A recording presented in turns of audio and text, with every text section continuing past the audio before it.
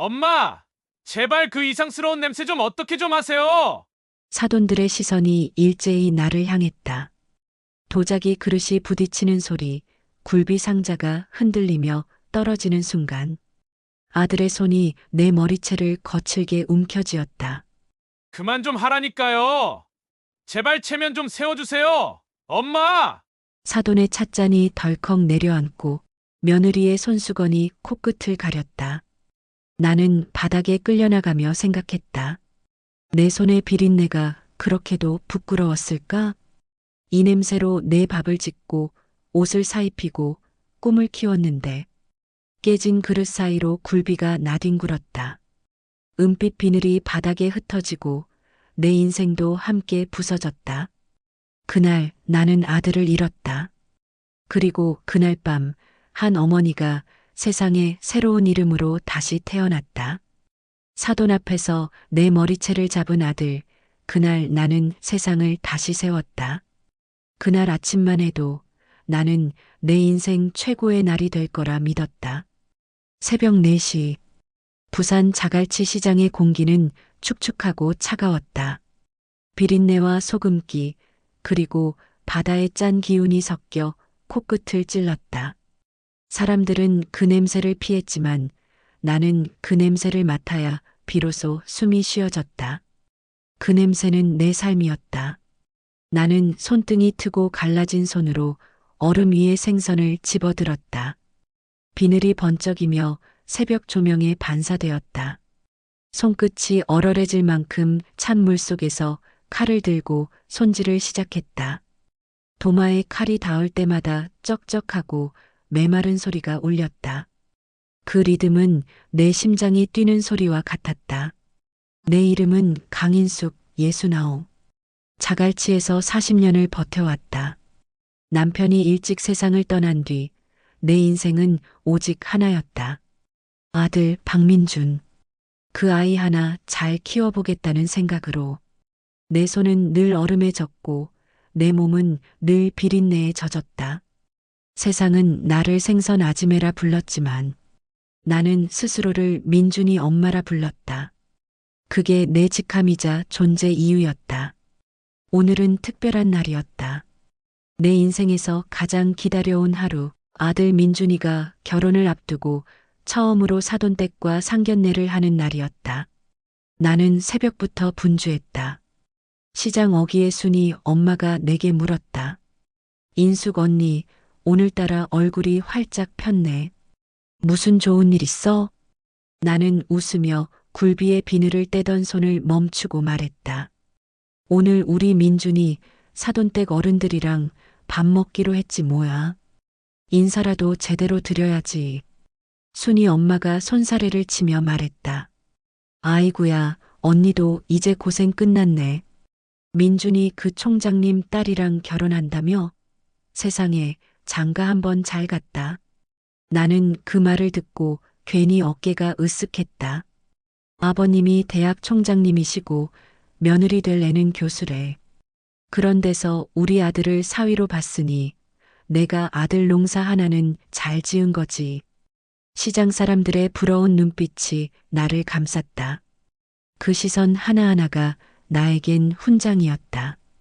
가난하고 배운 것 없는 여자로 살며 사람들에게 손가락질 받던 지난 세월이 한순간에 씻겨나가는 기분이었다. 칼을 놓고 잠시 하늘을 봤다. 새벽 안개 너머로 희미한 빛이 번지고 있었다. 오늘은 정말 좋은 날이 될 거라 믿었다.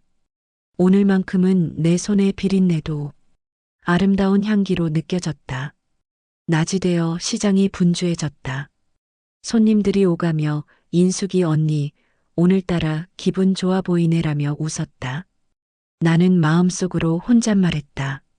그래, 오늘은 내 인생의 결실을 보는 날이야. 장사를 마치자마자 집으로 돌아와 찬물에 손을 씻고 오랜만에 꺼낸 비누로 손 냄새를 닦아냈다.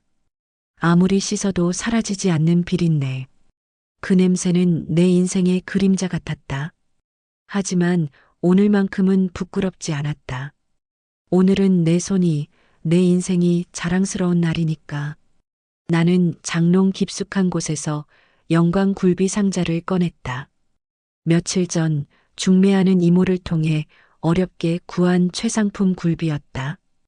임금님 수라상에도 오른다는 귀한 놈들이었다. 한 마리 한 마리 조심스레 닦고 노란 기름이 도는 살결을 바라보았다. 이걸 보면 사돈댁에서도 우리 집안이 허투루 산 집이 아니라는 걸 알겠지. 나는 붉은 비단보로 곱게 싸서 상자를 포장했다. 포장 끝을 묶으면서 마치 시집 보내는 딸의 머리를 매만지는 기분이 들었다.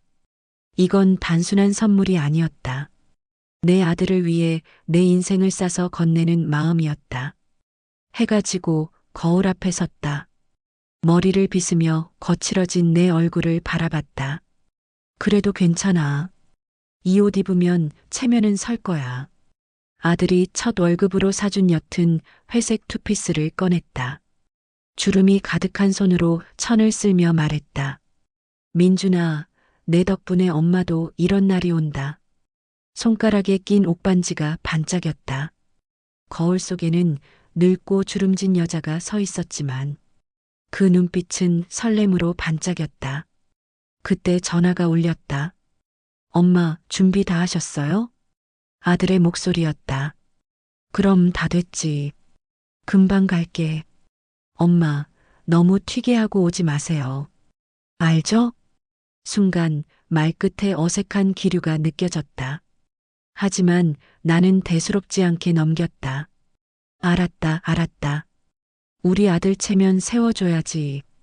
현관문을 나서며 굴비 상자를 가슴에 꼭 안았다. 심장이 두근거렸다. 이 상자를 건네는 순간 나는 다시 존경받는 어머니가 될 거야. 택시 안 창문으로 저녁 노을이 스쳤다.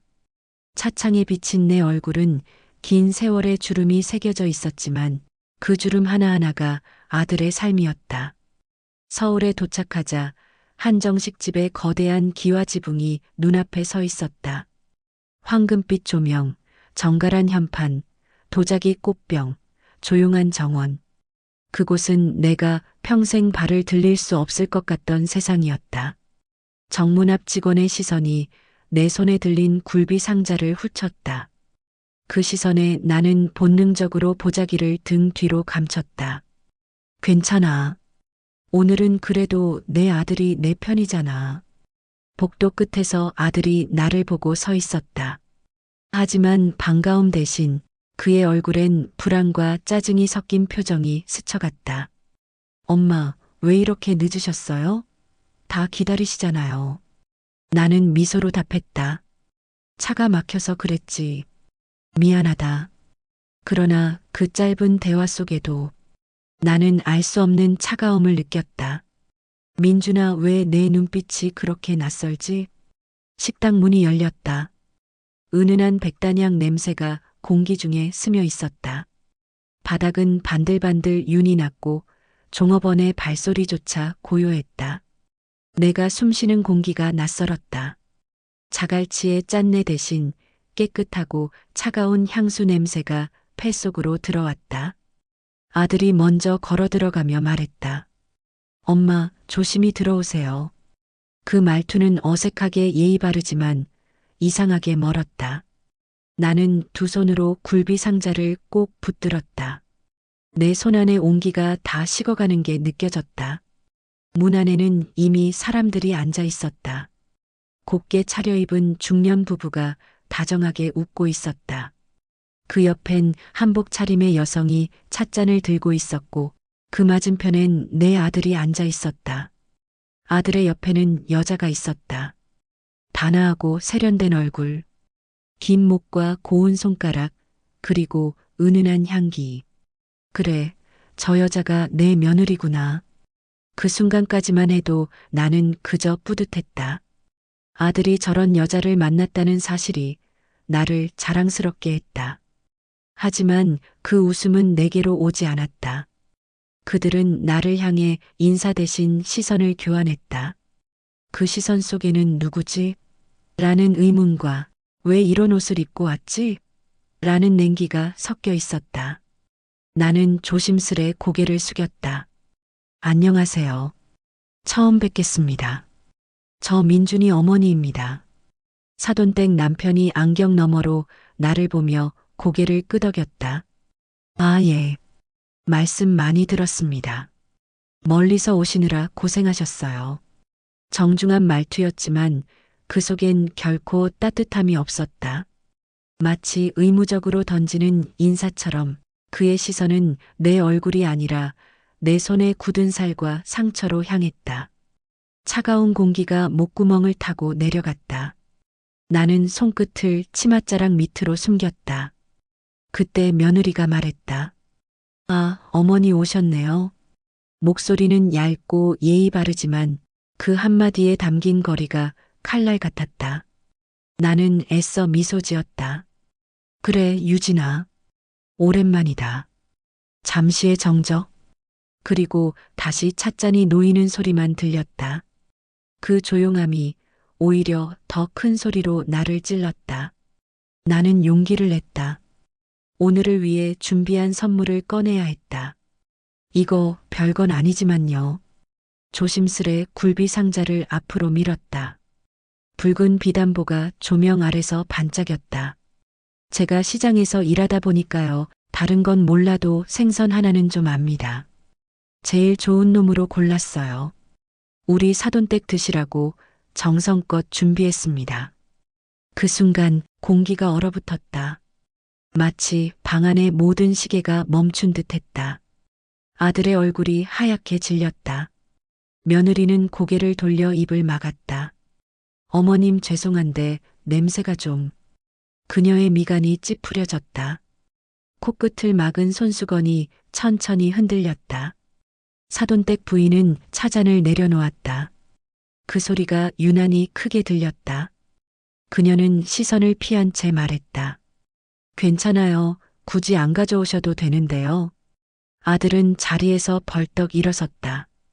그의 손이 상자를 낚아채듯 빼앗았다. 엄마, 제발요. 이런 거 좀 왜 자꾸 이러세요? 민준아, 왜 그래? 이게 얼마나 귀한 건데. 이 굴비는 말이야. 1년에 몇 번 못 보는. 그만 좀 하라니까요. 아들의 목소리가 식당을 찢었다. 모두의 시선이 우리에게 쏠렸다. 나는 굳어버린 채 그를 바라봤다. 제발 그 이상스러운 냄새 좀 어떻게 하세요? 사람들이 지금 다 쳐다보잖아요. 이상스러운 냄새. 그 단어가 내 귀에 망치처럼 박혔다. 나는 얼어붙은 손끝으로 상자를 붙들었다. 그 상자가 내 자존심이었다. 내 인생이었다. 민준아, 엄마가 그 냄새로 너 키웠어. 내 목소리가 떨렸다. 그 냄새로 너 밥 먹이고 옷 입히고. 그만. 그의 손이 내 팔을 거칠게 잡았다. 그런 얘기 좀 하지 말라니까요. 제발요. 그는 나를 끌어당겼다. 순간 머리채가 세게 당겨졌다. 아! 비명이 터졌다. 눈앞이 흔들리고 굴비 상자가 바닥으로 떨어졌다. 상자 안에서 생선들이 쏟아져 나왔다. 은빛 비늘이 바닥을 구르며 흩어졌다. 비단보가 찢어지고 노란 기름이 바닥에 번졌다. 그 순간 나는 깨달았다. 내 인생이 함께 쏟아져 내리고 있었다. 주변의 소음이 멀어졌다. 사람들의 놀란 얼굴, 식당 직원들의 속삭임, 그 모든 게 물속처럼 흐릿했다. 나는 바닥에 주저앉아 굴비를 모았다. 흙과 기름이 묻은 생선을 손으로 닦았다. 그 손끝에서 내 몸의 온기가 빠져나가는 게 느껴졌다. 그 위로 그림자가 드리웠다. 아들이었다. 그는 싸늘하게 말했다. 이제 그만 돌아가세요. 다시는 제 앞에 나타나지 마세요. 그게 엄마가 저한테 해줄 수 있는 마지막 배려예요. 나는 아무 말도 하지 못했다. 아들이 돌아서는 뒷모습이 낯설었다. 아니, 더는 내 아들이 아니었다. 그는 완전히 다른 사람이 되어 있었다. 문이 닫히고 식당의 불빛이 멀어졌다. 나는 그 자리에 남았다. 바닥에는 흩어진 굴비와 깨진 접시들, 그 위에 떨어진 내 눈물 몇 방울이 반짝였다. 누군가 다가와 말했다. 어머님, 괜찮으세요? 그것은 종업원의 형식적인 말이었다. 나는 대답하지 않았다. 손가락이 떨렸다. 바닥을 짚고 일어나려 했지만 다리에 힘이 들어가지 않았다. 내가 뭘 잘못했을까? 그 생각만 머릿속을 맴돌았다. 내가 아들을 사랑한 게 죄였나? 내 손에 비린내가 배어 있는 게 그렇게 부끄러운 일이었을까? 내가 평생 흘린 땀과 눈물이 그 아이에게는 수치였을까? 식당 문 밖으로 나올 때 찬바람이 얼굴을 스쳤다. 내 손등에는 생선의 냄새가 그대로 남아 있었다. 아무리 문질러도 지워지지 않았다. 그 냄새는 이제 사랑의 흔적이 아니라 모욕의 상처가 되어 내 안에 박혔다. 그날 밤 나는 처음으로 집에 들어가지 못했다. 집으로 가는 길이 두려웠다. 누가 나를 기다리는 사람도 없고 내가 돌아갈 세상도 더는 없을 것 같았다. 나는 공원 벤치에 앉아 있었다. 손에 남은 비린내가 차가운 공기와 섞여 코끝을 찔렀다. 눈을 감았다. 바람이 귓가를 스쳤다. 민준아. 내 입에서 흐느낌처럼 이름이 흘러나왔다. 내가 뭘 그렇게 잘못했니? 그때 휴대폰이 울렸다. 병원 번호였다. 어디선가 내 몸이 이미 망가졌다는 걸 느꼈다. 머리가 아프고 귀가 울렸다. 아무 소리도 들리지 않았다. 내 인생이 그날 밤 정말로 무너져 내렸다. 그날 나는 아들을 잃었다. 그리고 세상에 홀로 남았다. 응급실의 불빛은 눈이 시릴 만큼 하였다. 몸 전체가 식은 피처럼 무거웠고 의식이 깨어났다 잠들기를 반복했다. 머리맡에서 들리는 기계음이 내 심장의 속도를 대신 세워주었다. 누군가 내 손을 붙잡고 있는 줄 알았다. 하지만 눈을 떠보니 아무도 없었다. 내 손에는 굳은 살과 피딱지가 엉겨붙어 있었다. 병원 냄새 속에서도 여전히 비린내가 났다. 내 몸에서 빠져나오지 않는 그 냄새. 아마 평생 지워지지 않을 것이다. 의사가 무표정하게 말했다. 가벼운 뇌진탕이에요. 스트레스성 쇼크가 심했네요. 며칠은 안정을 취하셔야 합니다. 내 아들은요? 보호자요? 서류에 아무도 안 적혀 있던데요. 그럴 리가요. 내 아들 박민준이요. 서울대 나왔어요. 지금 결혼 앞둔. 의사는 짧게 한숨을 내쉬었다. 아무도 안 오셨어요. 어제 신고한 건 식당 쪽 직원이에요. 응급차 타고 오실 때 혼자셨습니다. 혼자? 그 단어가 내 가슴을 찔렀다. 아들이 나를 병원에 데려다 주지도 않았다는 뜻이었다. 그 애는 나를 버렸다. 밤이 깊어갔다. 창문 밖으로 보이는 도심의 불빛은 모두 나와 상관없는 세상의 빛이었다. 침대 옆 탁자에는 종이컵에 담긴 식은 물, 그리고 굴비 상자에서 흘러나온 비린내가 어렴풋이 남아 있었다. 내 몸이 아닌 내 인생이 병실 위에 누워 있었다. 간호사가 와서 주사를 꽂으며 물었다. 어머님, 가족분은 안 오세요? 나는 웃으며 말했다. 바쁘겠죠. 요즘 젊은 사람들은 다 바쁘잖아요. 입에서는 웃음이 나왔지만 그 웃음은 울음보다 더 아팠다. 머리만 라디오에서 흘러나오던 뉴스가 귓가에 박혔다. 사회적 체면을 위해 부모를 감추는 현상, 가족 수치 회피 증후군이. 그 단어 하나하나가 내 심장을 쳤다. 나 같은 사람이 뉴스의 사례로 나오는 세상이라니. 나는 그날 밤 처음으로 내 이름이 엄마가 아니라 불편한 존재가 되었음을 알았다. 이틀째 되는 날 병원비 계산을 하려는데 간호사가 조심스레 말했다. 어머님, 보호자분이 연락이 안 돼서요. 병원비는 어떻게 처리하시겠어요? 나는 멍하니 대답했다. 아들한테 연락해 보세요. 민준이요. 어머님, 그분 번호가 없어요. 나는 주머니를 뒤졌지만 손에 쥐어지는 건 굴비 비늘 하나였다. 그 순간 내 가슴이 철렁 내려앉았다. 전화기도 가방도 아무것도 없었다. 식당에서 끌려 나올 때 다 떨어졌던 모양이었다. 나는 속삭이듯 말했다. 괜찮아요. 나중에 낼게요. 그 말은 거짓이었다. 나는 지금 1,000원 한 장도 없었다. 퇴원 수속을 마치고 병원을 나섰다. 공기가 차가웠다. 세상은 아무 일도 없었다는 듯 환하게 빛나고 있었다. 하지만 내 안에는 아무 빛도 없었다. 정류장 벤치에 앉아 손가락을 비볐다. 비늘이 하나 떨어졌다. 눈에 띄지 않을 만큼 작았지만 그건 내 손에 남은 마지막 흔적 같았다. 내가 가진 건 몸 하나뿐이었다. 하지만 그 몸조차 제대로 서지 못했다. 내가 걸을 때마다 발밑에서 비린내가 따라왔다. 사람들이 코를 찡그리며 나를 피했다. 나는 그날 처음으로 세상 어디에도 내 자리가 없다는 걸 깨달았다. 며칠 후 겨우 고향으로 내려왔다. 오래된 골목길, 낡은 전봇대, 그리고 반겨주는 아무도 없는 집.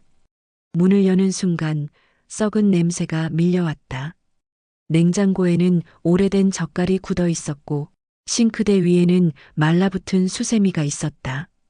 그 집이 나를 삼키듯 침묵했다. 나는 신발도 벗지 않고 거실에 주저앉았다. 바닥은 차갑고 내 손은 떨렸다. 그때서야 눈물이 터졌다. 내가 뭘 그렇게 잘못했니, 민준아. 벽에 걸린 액자 속 아들의 졸업사진이 흐릿하게 보였다. 그 사진 속에서 아들은 웃고 있었다. 그 웃음이 나를 더 아프게 했다. 나는 며칠 동안 아무것도 먹지 않았다. 물조차 삼키기 힘들었다. 몸은 점점 말라갔고 정신은 공허해졌다. 밤마다 아들의 목소리가 들리는 듯했다. 그 냄새 좀 지워요, 엄마. 그 말이 귀 속에서 메아리처럼 울렸다. 나는 내 손을 냄비에 넣고 씻었다. 뜨거운 물, 세제, 식초, 표백제. 아무리 씻어도 냄새는 사라지지 않았다. 이건 내 살에 밴 냄새야. 내 인생이야. 그걸 깨달았을 때 나는 더 이상 씻지 않았다. 그냥 냄새와 함께 살기로 했다. 어느 날 이웃 아주머니가 문을 두드렸다. 인숙 씨, 괜찮아요? 요즘 얼굴이 안 보여서. 나는 문틈으로 얼굴을 내밀었다. 괜찮아요. 그냥 좀 쉬고 있었어요. 하지만 아주머니는 내 얼굴을 보고 아무 말도 못했다. 내 얼굴은 창백했고 머리는 엉켰으며 눈에는 핏줄이 가득했다. 그녀가 돌아간 후 나는 거울을 봤다. 그 안에는 내가 아니었다. 눈밑이 꺼지고 입술은 마르고 머리카락 사이로 하얀 새치가 번졌다. 나는 중얼거렸다. 이게 나야? 그 순간 전화벨이 울렸다. 낯선 번호였다. 받아보니 아들이었다. 엄마. 민준아? 엄마, 당분간 연락하지 말아요. 유진이 쪽에서 엄마 얘기 기사로 나갔어요. 기사? 사돈 아버지가 법무부 장관이에요. 그쪽에서 이미지 관리 때문에 엄마 얘기가 기사에 나가면 곤란하대요. 나는 숨이 막혔다. 그래서 넌? 엄마가 나한테 해줄 수 있는 마지막 배려가 뭐라고 했어요? 부탁드릴게요. 조용히 지내주세요. 뚝. 전화가 끊겼다. 그날 나는 내 아들이 죽었다고 생각했다. 그는 내 몸에서 태어났지만 그날 이후로 그는 다른 세상 사람이 되었다. 그날 밤 나는 처음으로 죽음을 생각했다. 부엌의 가스밸브를 열었다. 기름 냄새, 비린내, 그리고 가스의 냄새가 뒤섞였다. 그 냄새는 내 인생의 마지막 장면처럼 느껴졌다. 그러나 그때 거실에서 들려오는 작은 소리, 서랍이 덜컥 열리는 소리였다. 나는 무심코 다가갔다. 서랍 속에는 오래된 봉투가 있었다. 박철수? 남편의 이름이 적혀 있었다. 그 안에는 누렇게 변한 종이 몇 장, 그리고 낯선 인감 도장이 찍힌 토지 서류 한 묶음이 있었다. 나는 그걸 들고 멍하니 앉았다. 눈물이 다시 흘렀다. 당신은 알고 있었구나. 내가 이렇게 될 줄. 그날 밤 가스밸브를 잠갔다. 대신 창문을 열었다. 찬 공기가 밀려와 내 얼굴을 스쳤다. 나는 그때 처음으로 생각했다. 죽는 건 복수가 아니야. 사는 게 복수야. 그날 나는 다시 숨을 쉬었다.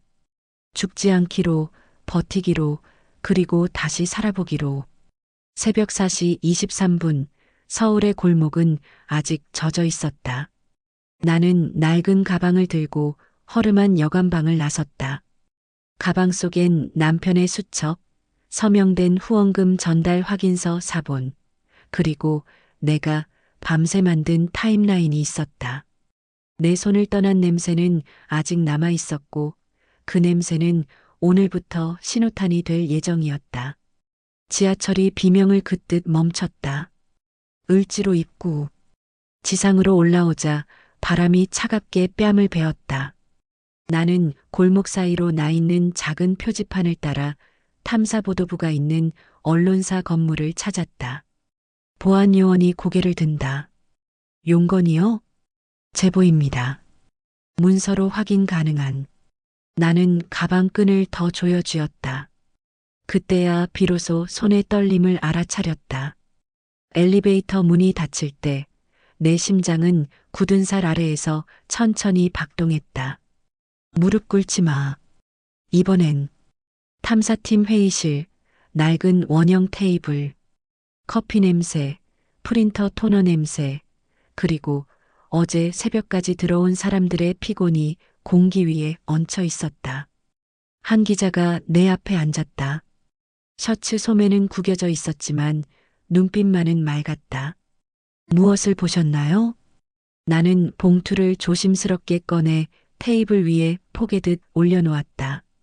남편의 수첩 특정 정치인재단 법조인의 이름과 액수가 반복 기록, 후원금 전달 확인서, 사본 서명, 날짜, 인장, 재단 회계 공시의 누락 패턴을 내가 만든 표로 정리, 시장 후원 명목의 현금 흐름이 재단 계정으로 돌고 다시 사적 계좌로 빠져나간 흔적. 기자의 펜이 딱 하고 멈췄다. 이 수첩 원본은요? 금고에 있습니다. 오늘은 사본만. 원본은 대질이나 압수수색으로도 확인될 수 있게 따로 보관했죠. 왜 지금에서야? 이제야 냄새가 무기가 되는 법을 배웠으니까요. 그의 입가에 아주 얇은 미소가 걸렸다. 사실이라면 큰 건입니다. 다만 팩트 검증 없이는 한 줄도 못 나가요. 검증하러 오세요. 숨긴 건 제가 아닙니다. 3일이 걸렸다. 기자들은 지루할 만큼 집요했다. 은행거래 내역과 공시의 빈 구멍, 재단 이사의 인사 이동, 그리고 몇 년 전 한겨울밤 남편이 홀로 조사실에 들어갔다가 새벽녘에 나와 구토를 했다는 시장 사람들의 기억까지. 삐걱대는 의자, 오래된 전화, 동그란 시계가 칸칸 소리를 낼 때마다 나는 지난 시간들을 다시 삼켜야 했다.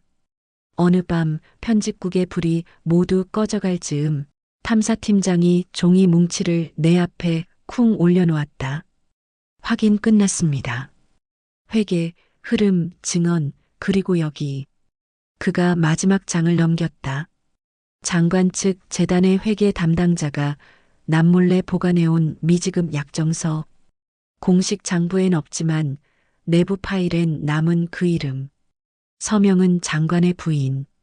나는 조용히 숨을 들이켰다. 종이가 바스락대며 떨리는 소리가 내 심장 박동과 겹쳤다. 단독으로 내겠다? 아니요. 팀장이 고개를 저었다. 이건 동시 송출이에요. TV 메인, 디지털 특수 페이지, 라디오 브리핑, 그리고 지역 신문까지 다 묶습니다. 한 방향만 열면 막힐 수 있지만 사방에서 동시에 터지면 막을 손이 부족하거든요. 나는 빙그레 웃었다. 마치 시장에서 경매 터트리듯. 맞습니다. 탁! 소리 날 때 모두가 고개를 드는 타이밍. 그는 지도 같은 기획서를 펼쳤다. D-3 티저 예고 외면해온 돈의 냄새. D-2 재단 공시의 빈칸 분석. D-1 금권 네트워크 도표 공개. D-데이 핵심 문서음성 증언 동시 공개. 딜 후속 검찰 출두합생 내부자 추가 증언. 당신 이름은 가립니다. 원하면 끝까지 익명으로. 나는 한참을 생각했다. 이름은 가려도 얼굴은 한번 내겠습니다. 위험합니다. 손에 비늘이 박힌 여자가 있었다고 다른 여자들도 기억할 수 있게. 그의 눈빛이 잠시 흔들렸다가 곧 단단해졌다. 알겠습니다. 그럼 당신의 말은 문서 위에서 시작해 문서로 끝난다는 원칙만 지켜주세요. 감정은 제가 번역하죠. 티저가 나간 밤, 도시의 공기엔 보이지 않는 소란이 떠돌았다. 휴대전화가 울렸다. 발신자 없음. 시장 아주머니 아니, 이사장님이었죠? 지금이라도 늦지 않았습니다. 그 문서들 다 해명 가능합니다. 서로 좋게 끝내요. 낯선 남자의 목소리는 부드러웠고 기름 같았다. 해명은 카메라 앞에서 하세요. 후회할 겁니다. 이미 다 했습니다. 뚝. 전화가 끊겼다. 창문을 열자 남은 빗방울이 간판을 톡, 톡 두드렸다. 나는 손등을 코에 가져다 댔다. 희미한 비린내. 그리고 아주 작은 라벤더 비누향. 새로 산 싸구려 비누의 냄새가 생선 냄새와 뒤섞여 낯설 만큼 따뜻했다. 보도가 나간 날 아침 붉은 자막이 TV 아래를 기어갔다. 단독 장관 부인 재단, 불법 후원금 의혹 회계 공시 누락사적 전용 정황. 라디오에선 사회부 기자가 떨리는 숨을 추스르며 읽는다. 핵심 문서에는 실무자의 하소연이 덧붙어 있습니다. 이렇게까지 해야 합니까라는 메모가 남아 있었고, 정오, 특수부 칸이 열리고 검사들이 나왔다. 카메라 플래시가 쏟아지고 차문이 닫히는 소리가 칼날처럼 날카로웠다. 오후 재단 사무실 압수수색. 해질녘 장관의 구설 회피 브리핑. 밤 9시 여론조사 급락. 자정 익명의 내부자 추가 제보. 새벽 2시 핵심 회계 담당자 서면조사 협조 수락. 그리고 그 다음 날 장관의 사퇴설이 메신저를 타고 번개처럼 번졌다. 나는 뉴스 화면 구석에 떠 있는 자막을 보며 천천히, 아주 천천히 숨을 내쉬었다. 복수는 칼이 아니라 진실의 목록으로 한다. 내가 스스로에게 세운 약속이 처음으로 현실이 되는 밤이었다. 그 시각 다른 곳, 좁은 월세방에 앉은 민준. 눈밑이 퀭했고 손끝에서 담배가 타들었다. 테이블엔 독촉장과 반송된 우편들이 널브러져 있었다. TV가 웅웅거리며 내렸다 올랐다. 장관 일가 의혹 당시 장관 사돈 계열 거래 흔적. 민준의 손에서 리모컨이 떨어졌다. 화면 아래 작은 박스. 제보자 생선시장 경력 40년 여성 기억의 냄새로 고발하다. 다음 장면 모자이크 뒤 실루엣. 낯익은 어깨, 굳게 담은 입술, 주름진 손등. 민주는 눈을 감았다. 엄마. 뇌리에 번개가 치듯 스쳤다. 그날의 상견례, 그날의 굴비 상자, 그리고 그가 붙잡아 뜯어낸 머리칼의 감촉.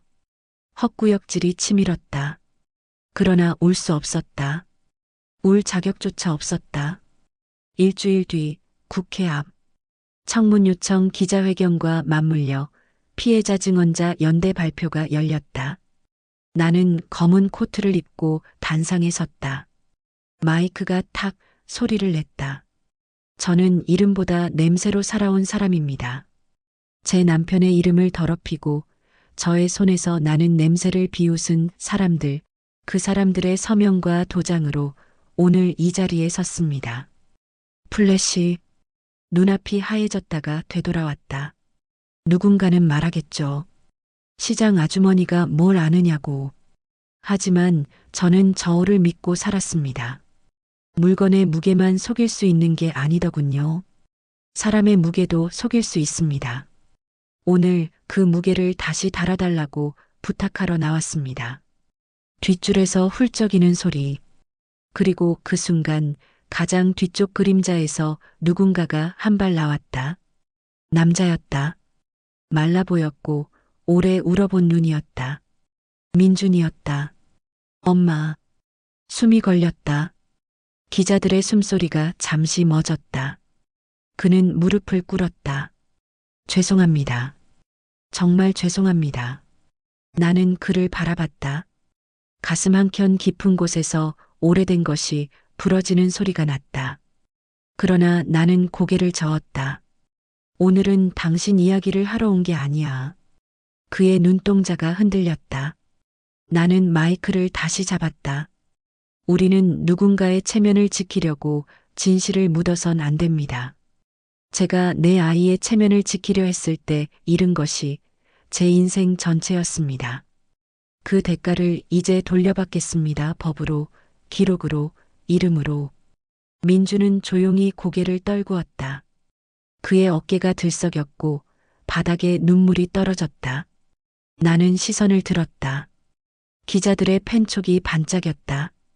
사퇴, 수사, 보석 청구 기각, 재단, 임시 이사회 체제로 전환, 명예교수직 박탈, 자선 갈라 취소, 그리고 장관 부인의 공개 사과. 저희가 관리에 소홀했습니다. 그 말은 미끄러졌고 대중의 귀에는 닿지 않았다. 나는 조용히 늘봄의 집 마당을 걸었다. 정원수 위로 이른 봄의 햇살이 반짝였다. 눈을 감으면 생선 비늘 반짝이던 시장의 아침이 겹쳐졌다.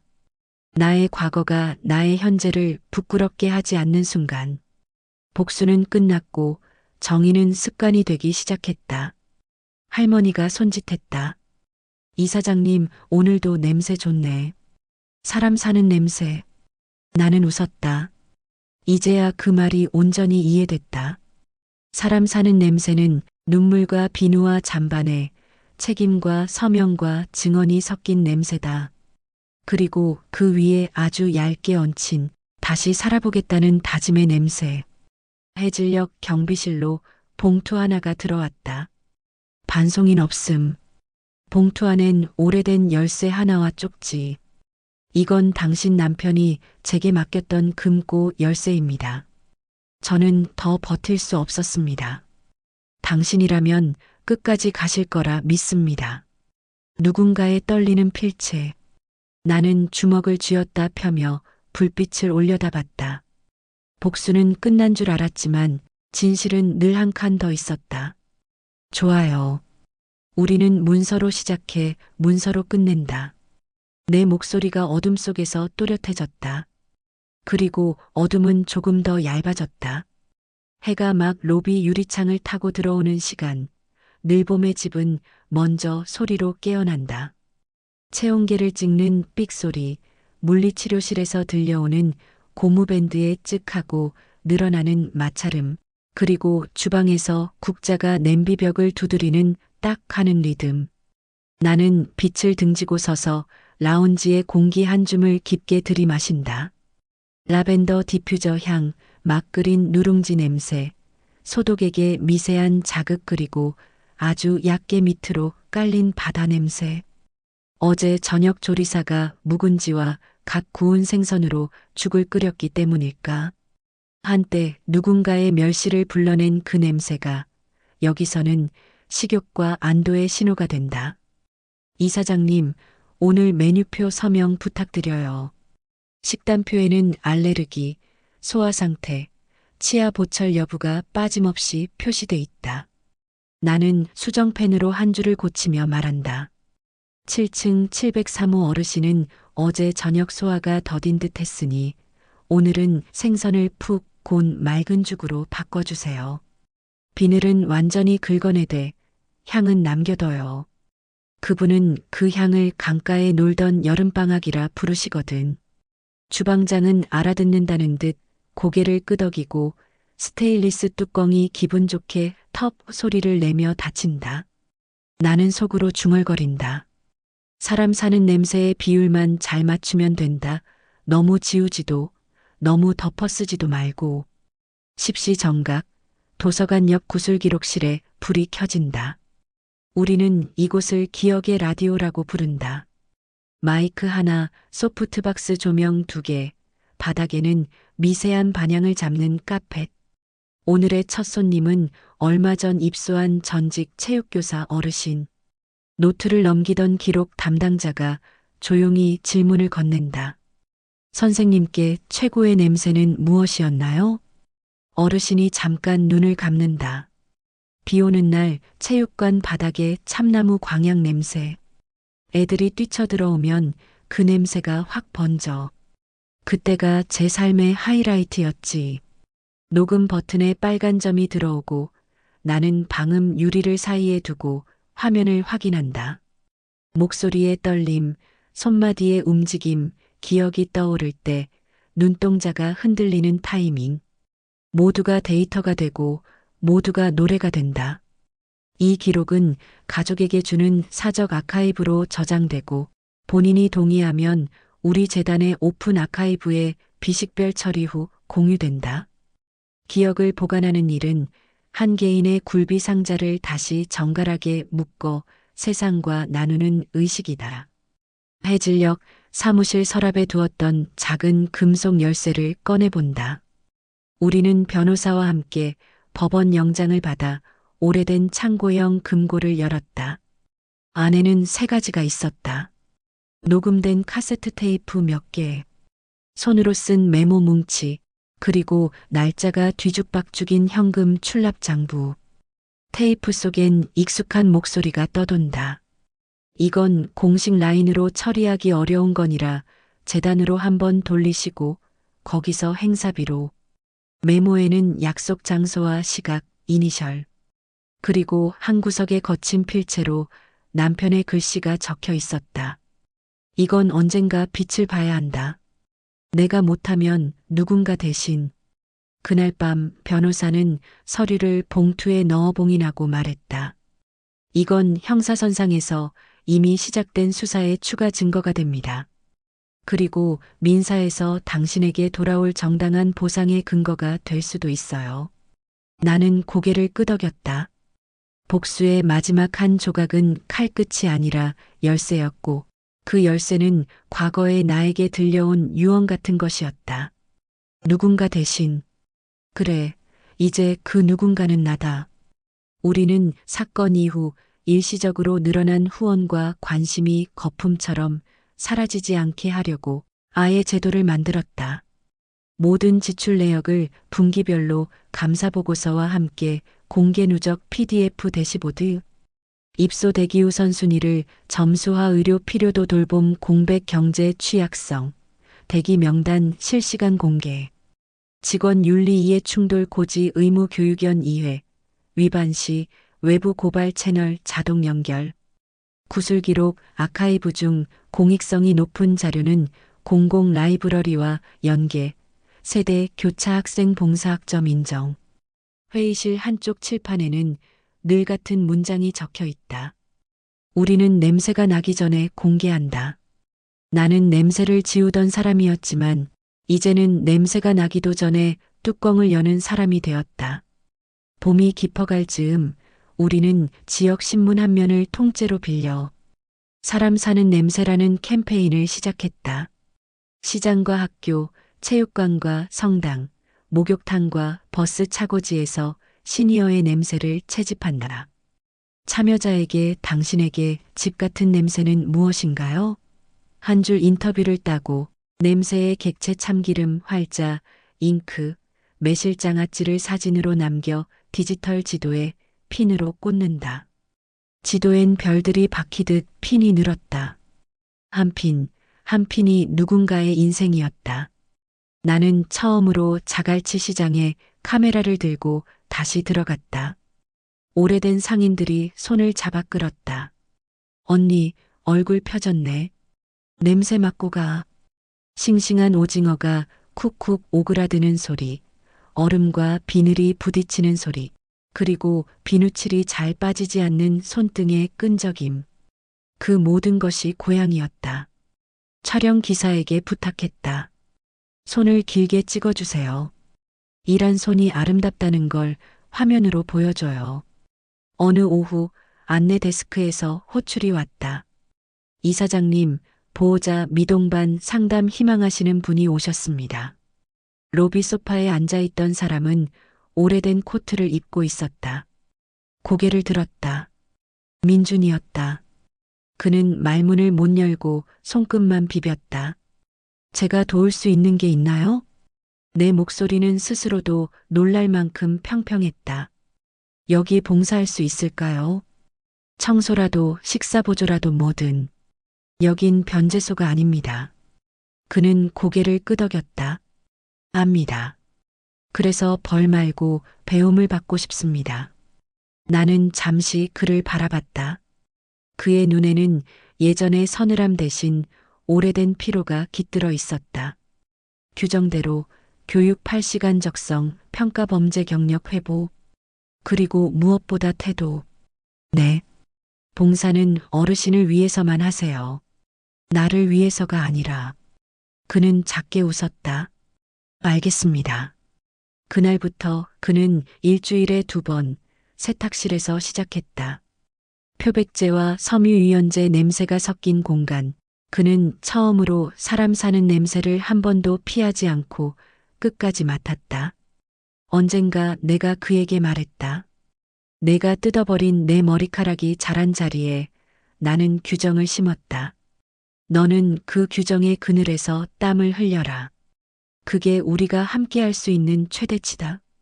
그는 고개를 숙였다. 우리는 화해하지 않았다. 그 대신 경계를 만든 채 공존했다. 때로는 이것이 더 정직하다. 수사는 길었고 판결은 무거웠다. 핵심 피고인 몇 명에게는 집행유예가 선고되었다. 누군가는 실형, 누군가는 거액의 벌금, 그리고 국가는 공익제보자 보호법에 따라 내게 소액의 보상금과 신변 보호 조치를 제한했다. 나는 보상금 전액을 늘봄 장학금으로 회계 공개하에 기부했다. 조건은 단 하나. 시장, 공장, 돌봄 현장에서 손으로 일하는 사람의 자녀에게 우선. 보도 다음에 장학증서를 받은 어느 소녀가 편지를 보내왔다. 엄마의 앞치마 냄새가 싫어서 뛰쳐나가던 날이 있었어요. 그런데 이제는 그게 안전한 냄새였다는 걸 알아요. 저도 누군가에게 안전한 냄새가 되는 어른이 되고 싶어요.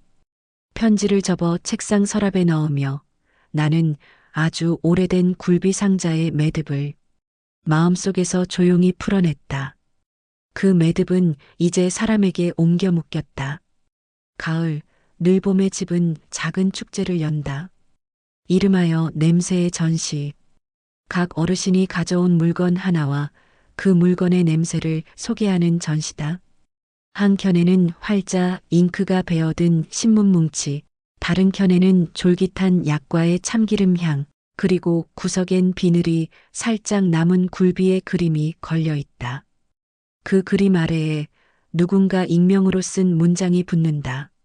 멸시당하던 냄새가 사랑받을 자격이 있다는 것을 나는 배웠다. 공연 시간, 구술기록실에서 따왔던 음성이 작은 스피커로 흘러나온다. 손이 참 따뜻하네 사람 사는 냄새요. 그 목소리가 공간을 부드럽게 감싸고 나는 라운지 끝에서 외투깃을 고쳐 세운다. 누군가의 울음이 잠깐 올라왔다가 금세 웃음으로 겹쳐지는 소리. 그 겹침이야말로 우리가 지키려는 품격이다. 축제가 끝나고 모두가 잠든 시간, 나는 앞치마 끈을 메고 주방으로 들어간다. 스테인리스의 차가운 반짝임, 불꽃의 낮은 숨 쌀 씻는 물의 뿌연 흔들림. 작은 냄비에 다시마와 멸치를 올린 뒤 뼈를 발라낸 갈치 한 토막을 넣고 은근히 불을 줄인다. 소금은 3번에 나눠 끓는 리듬에 맞춰 넣는다.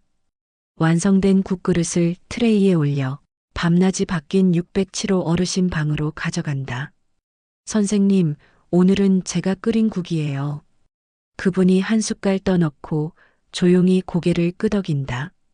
집 냄새가 나네. 나는 미소로 인사하고 복도에 선다. 천장에 작은 센서 등이 발걸음에 따라 켜졌다 꺼진다. 그 불빛이 마치 오래전 응급실의 냉랭한 조명을 거꾸로 걷어내는 듯 나는 그때의 나를 향해 아주 작게 말한다. 잘 왔다. 마지막으로 해야 할 일이 하나 남아있다. 로비 한쪽에 작은 진열장을 마련했다. 투명한 케이스 안에 오래된 칼끝 다른 도마와 고무장갑 한 짝, 그리고 빨간 비단 보자기를 정갈히 눕힌다. 설명 카드엔 이렇게 적어둔다. 이 물건들은 한 여자의 생존과 한 공동체의 품위를 지켜냈습니다. 우리는 이 물건들에서 나는 사람 사는 냄새를 기억합니다. 아이 손을 잡은 보호자가 멈춰서서 소곤거린다. 저건 뭐야? 아이의 질문에 보호자는 잠시 생각하다가 답한다. 사랑이 오래 일할 때 나는 냄새래. 나는 진열장 유리를 손바닥으로 한번 닦아낸다. 겹겹이 쌓여온 지난 시간들이 표면에 비치고 내 뒤에서 직원이 조용히 묻는다. 이사장님, 이제 끝난 걸까요? 나는 고개를 젓는다. 아니, 끝나지 않는 걸 끝난 것처럼 보이게 만드는 방법을 배운 거야. 그게 제도고, 그게 기록이고, 그게 우리가 해야 하는 일상이야. 밖으로 나오니 바람이 살짝 짭조름했다. 아득히 멀리 바다가 있는 방향에서 나는 그 바람을 한 번 더 깊게 들이마신다. 사람 사는 냄새, 눈물과 비누, 땀과 잔반, 종이와 잉크, 회의와 합의, 사과와 규정. 그 모든 것이 함께여야만 나는 냄새. 나는 문을 닫는다. 내일도 열릴 문이다. 그리고 문틈으로 새어나가는 라벤더와 국물의 향이 밤길을 부드럽게 감싼다. 어떠신가요? 오늘의 이야기가 당신의 마음에도 작은 울림을 남겼나요? 사람의 인생에는 누구나 냄새가 있습니다. 누군가는 그 냄새를 부끄러움이라 부르고 누군가는 그것을 사랑의 흔적이라 부릅니다. 하지만 결국 그 냄새는 우리가 서로를 기억하는 방식이 아닐까요? 한 여자가 평생 숨기고 싶던 냄새로 세상을 바꾸었듯이 당신의 하루 속에도 누군가를 바꾸는 향기가 숨어 있을지 모릅니다. 그녀의 싸움이 끝난 자리에는 복수가 아니라 사람 사는 냄새가 남았습니다. 그 냄새가 우리에게도 닿기를 바라며 이야기를 끝까지 들어주셔서 진심으로 감사합니다. 이런 진심 어린 사연들이 계속 이어질 수 있도록 구독과 좋아요는 저희에게 정말 큰 힘이 됩니다. 그리고 여러분의 생각과 감상을 담은 소중한 댓글 하나하나 읽고 직접 인사드리겠습니다. 당신의 이야기도 언젠가 이곳에 머물러 누군가의 밤을 따뜻하게 밝혀줄지 모르니까요.